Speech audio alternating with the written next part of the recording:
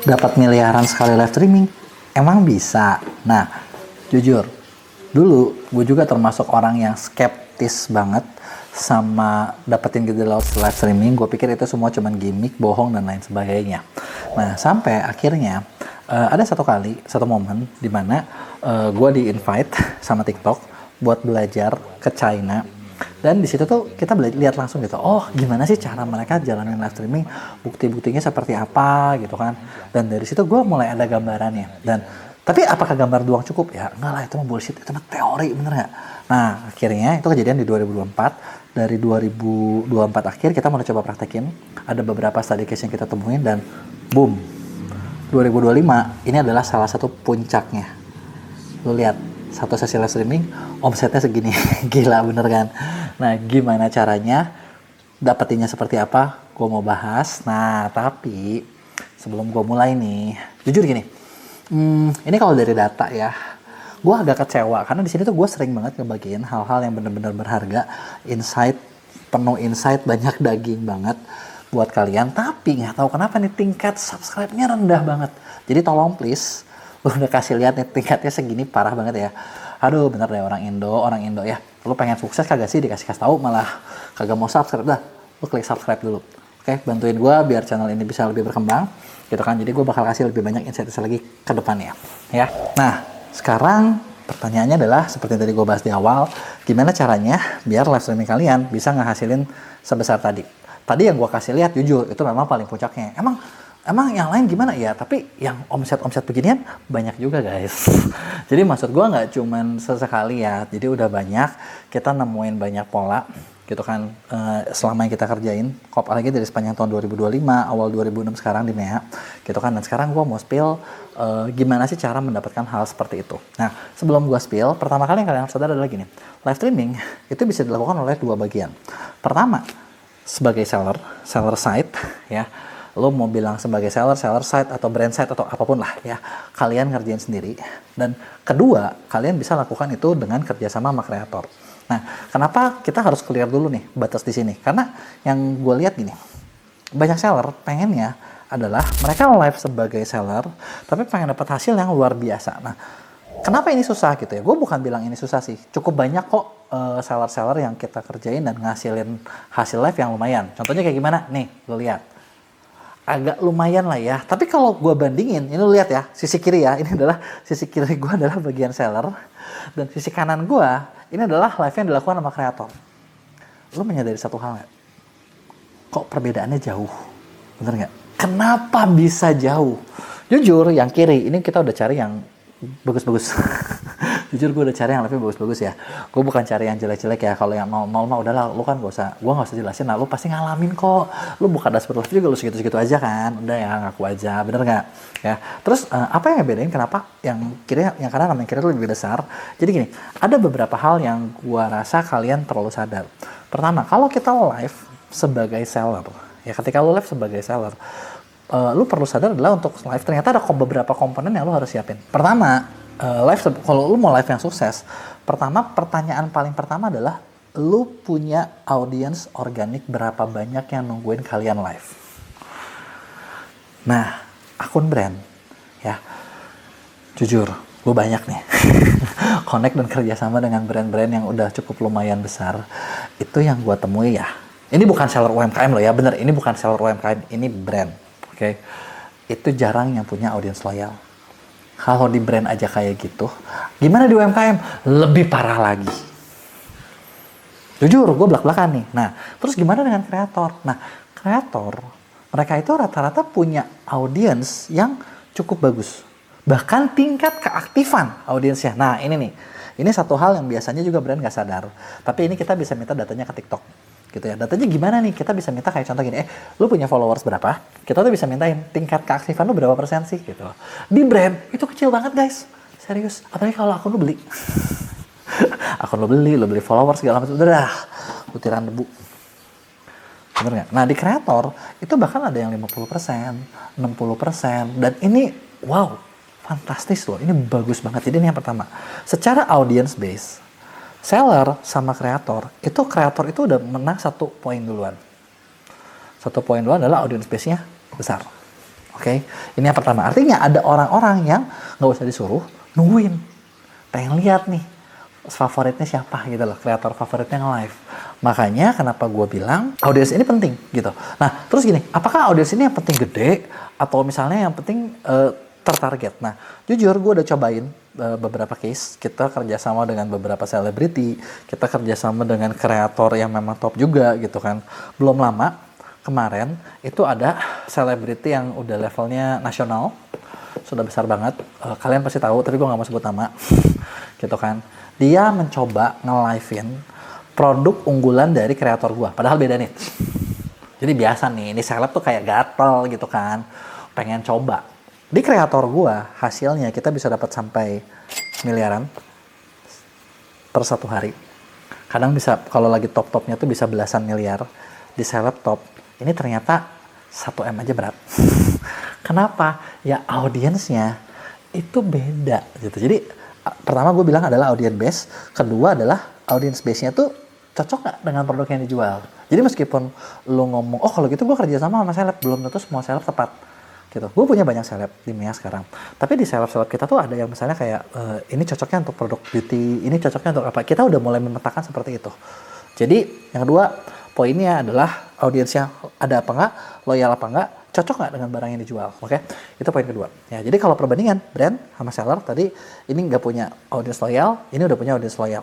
Poin pertama. Nah, terus setelah itu apa lagi nih gitu ya? Nah, yang kedua adalah selain audience base, kita pasti bakal harus nyari traffic. Bener nggak? Traffic, kalau misalnya lu ngiklan sebagai brand, lu harus bayar 100% traffic lu sendiri. Bener nggak? Jadi kalau lo nge-live, lo seller, gue mau gratis pak, gimana kok kalau gratis bisa nggak? Udah nggak usah ngarep, lo mau gratis penonton ribuan, emang lo shopo? Bener nggak? Iya kan? Tapi kalau misalnya kreator, bahkan gini, gue punya beberapa kreator yang gue tau audiensnya bagus banget, jadi dia bahkan organik aja bisa penonton 200, 300, 500, stabil loh. Memang nggak semua, gue bakal bilang nggak semua ya, ada yang seperti itu. Oke? Poin kedua adalah gitu. Lu harus bayar trafficnya sendiri, kreator udah punya audiens, jadi kadang mereka nggak usah bayar traffic. Tapi gini, untuk live besar tetap harus bayar traffic. Dan kreator, kabar baiknya adalah mereka dapat subsidi dari TikTok. Nah, TikTok bantu bayarin ads-nya. Ini yang lu nggak akan pernah dapetin sebagai brand. Tidak akan mungkin pernah dapat. Nah, terus sedangkan di kreator, dia dapat. Dan kemudian di kreator juga, kalau mereka punya sesi khusus, mereka tuh ada ads investment dan brand mau nambahin ads. Makanya kreator tentunya lebih banyak. Udah gitu agensinya, kita juga salah satu agensi yang membantu kreator, kita pun invest ads. Jadi kayak ads lu dibantuin rame-rame. Lebih enak nggak? Nah, jadi gue perjelas ya. Jadi kayak yang tadi itu adalah yang satu ini lu modal sendiri, yang ini lu dibayarin. Oke? Nah, terus yang berikutnya, kedekatan dengan audiens. Nah, brand, jujur, siapa yang lu dekat sama audiens lu? Kagak ada. Kreator, mereka udah punya bahasa sendiri guys. Ada yang panggilan sayangnya apa? Gitu kan. Contoh ya, Kak Jill, salah satu top kreator di kita, di Mea gitu ya. Gue tuh kadang suka geli juga sih kadang gitu ya. Kalau misalnya dia tuh, iya sayang, tiap telepon tuh gitu. Kadang gue jadi, ini lu kalau lagi nge-live, oke, tapi lu masa ngomong beneran gitu? Tapi begitu ternyata orangnya. Gitu. Ya, maksudnya udah punya gaya seperti itu, udah punya style seperti itu lah yang bikin audiensnya jadinya deket sama mereka.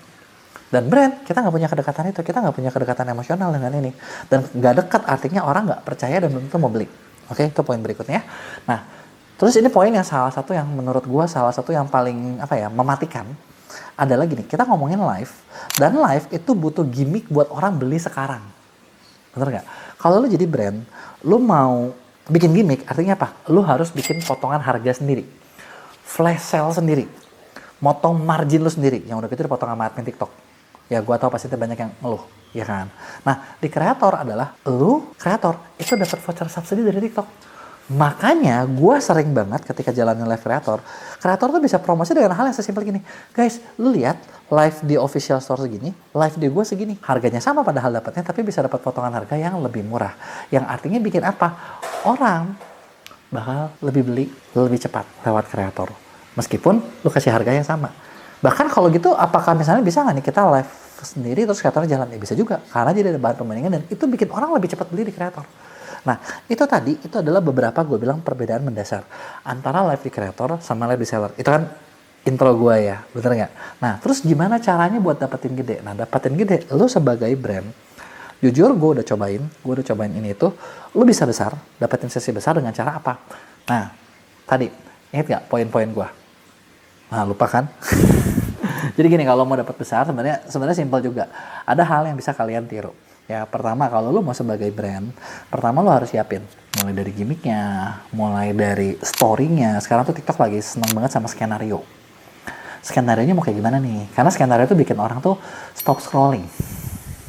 Skenario-nya harus yang unik-unik, ada skenario-nya gitu kan. Itu lo harus benar-benar persiapkan gitu. Dan biasanya kalau seller biasa cukup sulit gitu kan. Kita di Mia bisa ngebantuin, bisa. Kita udah cukup sering melakukan seperti itu, kerja sama kantor bikin yang aneh-aneh udah bisa gitu. Tapi kalau lo tanya, murah nggak? Ya kagak murah lah anjir, mana ada yang murah kalau lo mau bagus, bener nggak? Ya kalau lo mau murah mah udah aja lo pasang HP sendiri, live sendiri langsung. Cuman bagus apa enggak? Hasilnya kan itu kan pertanyaannya kan, bener nggak? Nah, jadi ini sebagai seller atau brand yang bisa lo lakukan adalah tadi, lo bikin semua gimmicknya, lo bikin semua persiapannya, bener kan? Nah, kemudian lo siapin produk assortment-nya. Nah, karena gini, di kreator pun ternyata kita terus mencari produk assortment. Gitu. Kalau gue lihat di kreator yang ada bagus-bagus yang bisa hasil gede adalah mereka udah punya produk-produk juaranya nih. Nah, di produk juaranya inilah yang ngasilin penjualan. Jadi kita bagi produk assortment itu dibagi jadi ada yang memang traffic driver, ada yang profit driver, GMV driver, dan seterusnya. Gitu kan.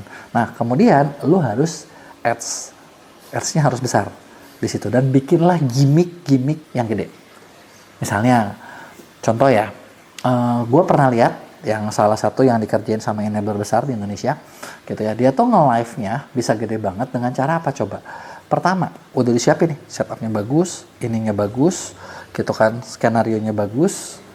Nah, yang kadang orang sering lupain adalah sebagai retailer adalah lu nge-live pakai tim internal lu. Nah, itu yang salah. Kenapa? Karena kalau untuk live khusus sebagai brand, lu perlu host atau anchor yang kuat. Gitu kan. Makanya biasanya kalau misalnya di live besar, kita kalau tadi gue bilang live kreator kan, yang kuatnya adalah kreatornya. Kemarin gue dapat sesi di salah satu kreator gue, targetnya adalah 3 juta USD satu hari. Dan untuk melaksanakan itu, kita nggak cuma kreatornya udah kuat nggak cukup, kita diminta cari artis tambahan. Nah, sebagai brand gimana? Lu harus bikin gitu. Gue pernah ketemu sama salah satu konsultan, ya dimana konsultan cerita kliennya nge-live skincare dan ngundang Amanda Manopo sebagai host. Hitungannya ketika misalnya si Amanda Manopo-nya itu nge-live, itu katanya itu brandnya dapat 500 jutaan, rugi jadinya. Tapi kan live roomnya masih bekas Amanda masih masuk tuh, diterusin sampai 24 jam apa sampai berapa jam gitu kan. Hasilnya jadi balik modal dari profitnya. Caranya bisa seperti itu. Jadi lo harus siapin sampai segitunya. Itu kalau lo mau sebagai brand. Ya, yang kalau ditanya repot, yes. Modal gede, iya. Tapi kan katanya pengen dapat hasil satu hari besar. Bener nggak? Satu hari besar memang seperti itu. Atau kalau lo nggak mau pusing gimana? Tadi gue udah ceritain tentang live dengan kreator kan. Masuklah di live kreator yang memang punya sesi. Gitu kan. Nah, biasanya lo buat masuk ya biasanya suka ada yang pakai red card segala macam dan lain sebagainya. Nah, kita di Mea bisa bantuin kalian itu buat dapetin deals yang bagus. Gitu ya. Gue nggak bilang gratis ya, nggak ada yang gratis lo, serius. Jangan pernah lu nanti nanya, bisa gratis nggak? Kok kagak ada yang gratis guys. Tapi maksud gue gini, misalnya kayak kalian mungkin cukup siapin budgetnya lebih kecil, kita bisa batur seperti itu. Tapi gue bakal fair ngomong ya, nanti kreatornya pun bisa milih. Jadi belum tentu kalau lu masuk semua, mungkin nggak diterima semua, belum tentu, fair aja. Tapi ada beberapa produk yang lagi kita cari itu kategorinya di fashion. Jadi kalau misalnya lu punya bisnis fashion, lu seller baju dan barang lu bagus, yuk lu klik link deskripsi gua atau lu tinggalin di komen, lu chat sama tim gua gitu kan, gimana caranya buat kolaborasi sama kita, karena kita lagi nyari juga, lagi banyak kreator-kreator seleb yang membutuhkan itu dan kita lagi siap buat ngelatih dan buat dapetin GMV besar ya. Jadi itu dia tadi. Jadi caranya dua, lu tadi siapin semuanya, atau kedua yang lu kerjain adalah ya lu tap in yang udah yang besar gitu ya. Tap in udah pasti nggak mungkin 24 jam barang lu doang, tapi kalau yang kita udah nemuin kan dari omset besar itu kan kebagi dari beberapa brand ya, kuenya tetap masih gede gitu loh ya. Jadi kurang lebih itu dia tadi caranya buat ngasilin omset besar lewat live streaming. Kalau lu masih ada yang mau ditanyain, lu belum ngerti, nggak apa-apa, lu tulis di komen, gua bakal jawabin di Q&A. Jangan lupa juga buat like dan share.